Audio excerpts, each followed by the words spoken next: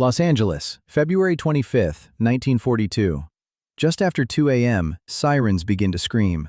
Searchlights tear across the night sky. Anti-aircraft guns thunder to life, firing blindly into the darkness. Over 1,400 shells are launched into the night sky. Spotlights converge on something. Something real, something glowing. Eyewitnesses shout, "I saw it! It hovered! It didn't fall!" But when the smoke cleared, there was nothing. No wreckage, no enemy aircraft, no explanation. To this day, no one truly knows what Los Angeles fired at that night. This is the story of the Battle of Los Angeles, a mystery that launched thousands of shells and even more questions. Part 1. A City on Edge. Let's rewind a bit. The year is 1942. Just 11 weeks earlier, Pearl Harbor had been bombed by Japan. Over 2,400 Americans were killed. War was no longer an abstract concept. It was real. And it had arrived on U.S. soil. The West Coast became a war zone in waiting. Cities like San Francisco, Seattle, and Los Angeles prepared for the worst. Civil defense drills became the norm. People taped their windows to minimize blast damage. Entire cities practiced going dark, blackout drills that plunged neighborhoods into eerie silence. And the fear wasn't unfounded.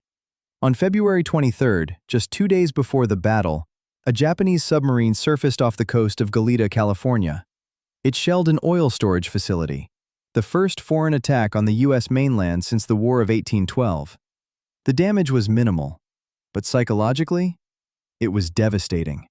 The following day, naval intelligence issued an alert. An attack on the West Coast was expected within 10 hours. Panic surged. Troops were placed on high alert. Families made plans to flee east. And then came February 25th. Part 2. The Phantom Air Raid begins. 2:21 a.m. Radar at Fort MacArthur in San Pedro detects something, an unidentified object 120 miles off the coast. The SCR-268 radar system lights up. It's primitive by modern standards, but deadly serious in wartime. Within moments, the entire coastal defense network is activated. Sirens blare across Los Angeles County. The city plunges into blackout. Anti-aircraft units prepare their batteries. 37mm automatic cannons, 90mm M1 anti-aircraft guns, 50 caliber machine guns. Searchlights sweep the clouds. Soldiers squint into the dark. And then, the order is given. Fire. Explosions tear through the night. Shells light up the sky over Santa Monica, Culver City, and Long Beach. People awaken to a war zone outside their windows. And in the chaos, people start seeing things. Some claim to see squadrons of planes flying in formation. Others describe glowing orbs, metallic discs, cigar-shaped craft. One man says it hovered in the sky, unfazed by the barrage. Another claims it moved faster than any plane should. The fire lasts for over an hour. Part 3. The Aftermath and Confusion. By sunrise, Los Angeles is a different city. Over 1,400 shells had been fired. Buildings are damaged by falling debris. Utility poles shattered. Car alarms wail. And 5 people are dead. 3 in car crashes caused by the blackout, and 2 from heart attacks brought on by the panic. The city is shaken. And the skies? Completely empty. No planes shot down. No bombs dropped. No invaders. Just smoke and silence. Newspapers explode with headlines. LA Air Raid. Mystery planes elude gunners. Army guns rake sky in vain. The Los Angeles Times prints a now iconic photo. Searchlights converging on what appears to be a metallic object above the city. Initial Army statements call it an enemy air attack. But hours later, they walk it back, saying it was a false alarm triggered by nerves and weather balloons. But too many people saw something. Then no one was satisfied with the explanation. Part 4. UFO theories take flight. From the very beginning, the incident invited speculation. Over the years, new theories emerged. Some claimed it was a stray weather balloon, caught by searchlights and magnified by stress. Others suspected enemy reconnaissance planes, perhaps launched from Japanese submarines testing U.S. readiness. But then came the theory that turned the whole event into legend. Aliens. Yes, UFO researchers cite the Battle of LA as one of the first mass sightings in American history. That photo? They say it shows a flying saucer, metallic, disc-shaped, and immune to gunfire. Shows like Ancient Aliens and UFOs, The Untold Stories, have devoted entire episodes to the night. Books, podcasts, and documentaries revisit the case constantly. And the U.S. military? Never provided a concrete explanation. Was it panic? Propaganda? Or something from beyond the stars? Next time, we'll dig into the government response, declassified memos, and the legacy of the battle that might not have happened, but changed how we look at the sky forever. Part 5. The Government Response. Within hours of the incident, the White House demanded answers. President Franklin D. Roosevelt was briefed early that morning. Initial reports suggested a coordinated enemy assault, possibly even a prelude to invasion. But soon, the message shifted. The Secretary of the Navy, Frank Knox, called a press conference. He told reporters it had all been a false alarm. No enemy aircraft, no bombs.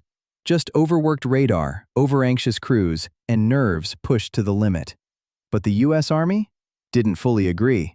In a separate statement, the Western Defense Command noted that unidentified aircraft had been spotted and engaged over Los Angeles. They insisted the objects were real. The mixed messaging fueled suspicion. The press wanted to know, why so much gunfire if nothing was there? Why had radar detected something approaching the coast?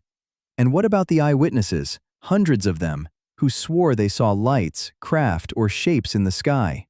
The official answers never satisfied the public. And where facts fail, stories take over. Which Part 6? Declassified Mysteries and Conspiracies. Years later, declassified government documents revealed just how little officials understood what had happened. In one internal memo from 1949, Army investigators admitted they still couldn't determine what triggered the barrage. One theory mentioned in the memo, a weather balloon, possibly launched from a nearby meteorological station. It would have been visible, slow-moving, and strange-looking, enough to spook jittery gunners. But that didn't explain everything. What about the radar returns? Some argue it was a flock of birds or a temperature inversion, a weather anomaly that distorts radar. Others say the Army knew more than it let on. In 1983, the U.S. Air Force published the Roswell Report and briefly referenced the Battle of Los Angeles. They called it a case of war nerves, citing it as precedent for later UFO mass hysteria. UFO researchers weren't convinced. They pointed to the convergence of searchlights in the now iconic Los Angeles Times photograph, to the reports of a glowing, undamaged object hovering in the crossfire, and to the fact that even decades later, the military never issued a definitive explanation. The truth, many believe, was hidden, buried in classified archives, or worse, destroyed. Part 7. Pop Culture, Movies, and the UFO Legacy. The Battle of Los Angeles has since become legend. It's been depicted in films like 1941, directed by Steven Spielberg, Battle, Los Angeles, and Independence Day. It appears in comics, books, and video games. Documentaries from Ancient Aliens to Unsolved Mysteries have tried to explain it, often linking it to alien visitations and secret cover-ups. In 2001, the National UFO Reporting Center listed the event as one of the earliest recorded UFO confrontations. They suggest it may be the first time the U.S. military engaged a non-terrestrial object. Skeptics, of course, remain unconvinced. They argue that the chaos of wartime, poor communication, and technological limitations created a perfect storm for mass confusion. But here's the thing. No official investigation ever fully closed the case. No hard evidence was recovered. No final report tied it up neatly. And so, the Battle of Los Angeles lives on, not just as a footnote in World War II history, but as a doorway to the unexplained. So what really happened that night? Was it just a weather balloon and jumpy soldiers? Was it an enemy reconnaissance run that was never admitted publicly? Or was it something else entirely? We may never know. But the Battle of Los Angeles reminds us that even in a time defined by facts, firepower, and fierce patriotism, mystery has a way of surviving the shelling. And speaking of maritime mysteries, next time on History 101, we head out to sea. An abandoned ship, a missing crew, no signs of struggle, no damage, no distress call. Just a ghost vessel drifting through the Atlantic. It's one of history's most chilling puzzles.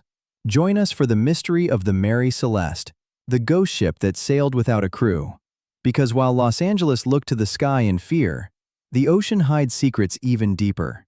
Don't forget to like, subscribe, and comment to your favorite history channel, The Curious Past.